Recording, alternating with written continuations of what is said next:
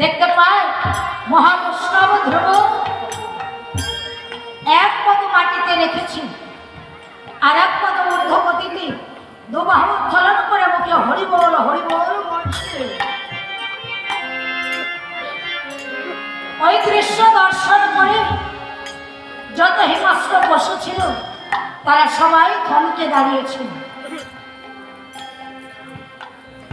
একজন আরেকজনকে ডেকে বলছি, ভাই এ আজ আমরা কি দর্শন করছি?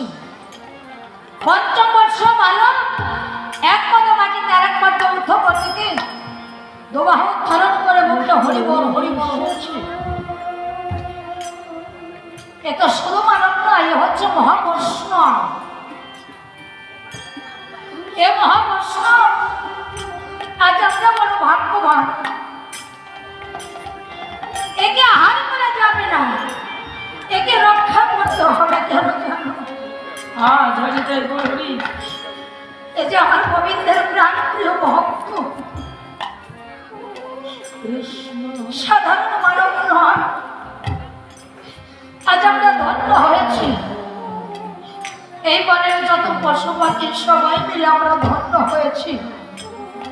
কারণ আমরা তো পশু কুলে জন্ম নিয়েছি। পশু কুলে জন্ম নিয়ে না পারলাম গোবিন্দের সাধন ভজন করতে, না পেলাম গোবিন্দের চরণ। কিন্তু না, যদিও পশু কুলে জন্ম নিয়ে থাকি, বহু বহু জন্মের পুণ্যের ফলে আজ একজন মহাবৈষ্ণবের পরশ আমরা পেয়েছি।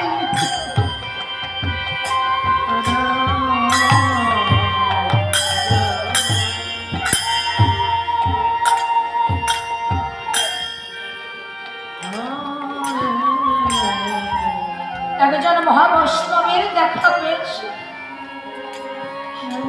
এই বৈষ্ণবকে দর্শন করে পরশ করে আমরা আমাদের পশু জন্ম সফল করে রাখি। তাই একজন আরেকজনকে ডেকে বলছে, ভাই আর দেরি করিস। ওরে রাম